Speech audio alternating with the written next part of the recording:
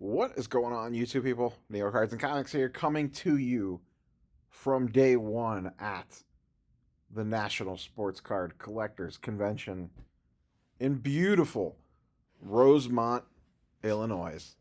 I'm actually recording this on Wednesday night. Typically, I record these little recaps in the morning, but I decided to call it a little early tonight. This is the first time that I have come to the National on a Wednesday, and I just didn't want to completely murder myself on night one. So, no trade nights tonight. I had a pretty busy day on the show floor. We'll get into that in a minute. Just mostly just running around, honestly. But it's a long day for me. I got up this morning and drove in, so I've been up since 5 a.m. Got on the road a little after 6. I got to town here about noon. The big mess up of the day, kind of across the board, it didn't really affect me that much. I was able to dodge it, but a monster storm system rolled through at right around lunchtime, and it waylaid a bunch of flights. A lot of people got in late. I know Michael Ham got stuck on a plane for like 3 or 4 hours. I know a few other people from various companies that got delayed. A lot of the story of the day was so and so is stuck on a tarmac in random Midwestern city, is pretty much how today went for a lot of people. It was a preview night, so the show floor didn't officially open until 3. I was able to get on early with a media pass, so I kind of roamed around most of the afternoon and kind of just knocked out a bunch of corporate stuff. I dropped some cards off for CGC, those Ellie De La Cruz that I talked about. I got that out of the way.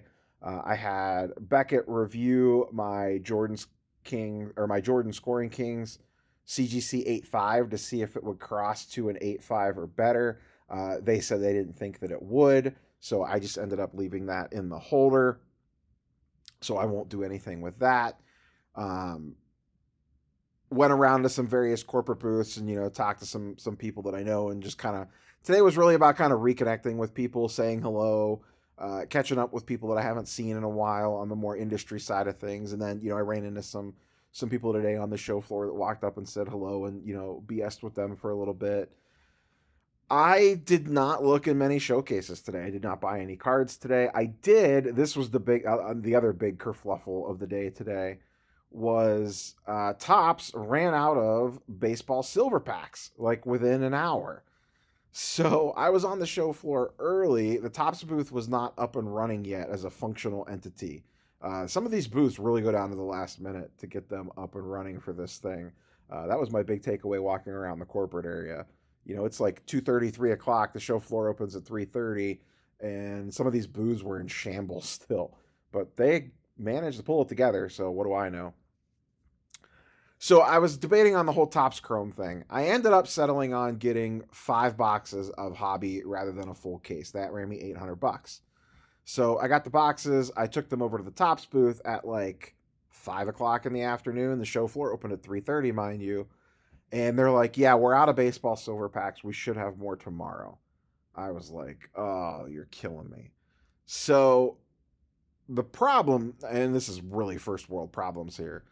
Now I have to bring the boxes back over there because to get the silver packs, it's a wrap of redemption. They actually have to open your boxes. I mean, you don't have to rip the packs in front of them, but they cut the cellophane off the boxes. So I can't open the boxes tonight, and I have to lug them back over to the show floor tomorrow morning.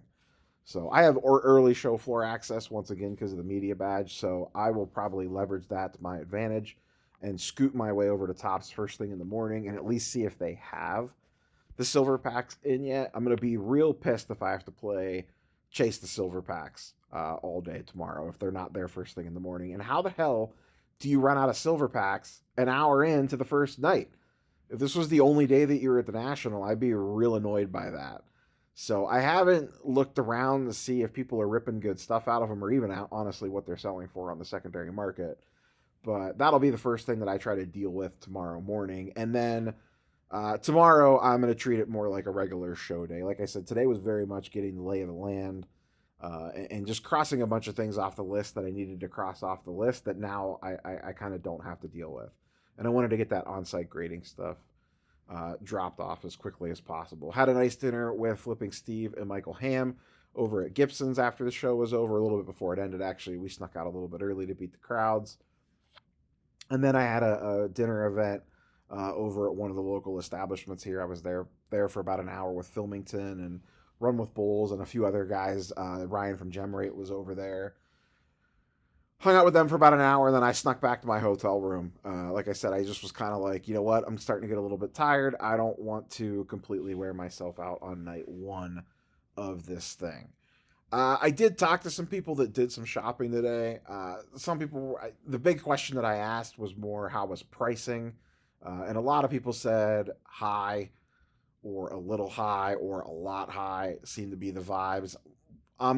That's not firsthand from me, because once again, I did not poke my nose in a lot of showcases today. That will be tomorrow's project once I get this Topps Chrome thing all squared away. So that's the early thing on pricing, at least from tonight. Topps Chrome boxes, it was funny. I went to Blowout initially. They were $150 a box. And I was debating what I wanted to do. I was like, it's Topps Chrome. There'll be plenty of them. I'll circle back later.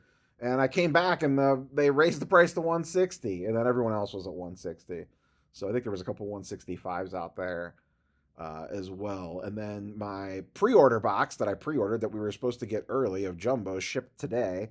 So I didn't get that ahead of time. Otherwise, I would have ripped that before I got to the National. But what are you going to do? So night one, pretty low key. It was mostly social, which is kind of a big reason why I wanted to come. The cards were almost felt semi-secondary today, which is, once again, I'm perfectly okay with that. But today was very much social, meeting some people for the first time, reconnecting with some people, meeting some people for the first time in person that I've chatted with a lot online. Swung by, talked to Jeff Wilson and their team real quick for a little bit. Actually ran into him and Teapot tonight, walking back to my hotel. Ran into Ryan Card Collector 2 actually while I was walking back to my hotel. Exchanged a quick passing hello with him. But yeah, ran into Kenny Fornos. Haven't seen him for a while, so it was good to catch up with him. And like I said, some viewers of the channel stopped by to say hello, and that's always wonderful as well, to chit-chat with you all. So once again, if you see me roaming the show floor, don't hesitate to grab me and say hello. So that's kind of the day one at the National. Like I said, this is my first Wednesday here. A lot of people come in tomorrow. This was preview night. So, like I said, kind of keeping it more low-key, pacing myself, because it is a long, long week. So that's all I have for you, boys and girls. We will be back tomorrow morning for a day 2 recap. Hopefully that one will be a little bit more action-packed for you, and I'll have some more first-hand experience on the show floor tomorrow, looking at cases and getting the vibes. All right, we'll catch you boys and girls on the next one. Peace.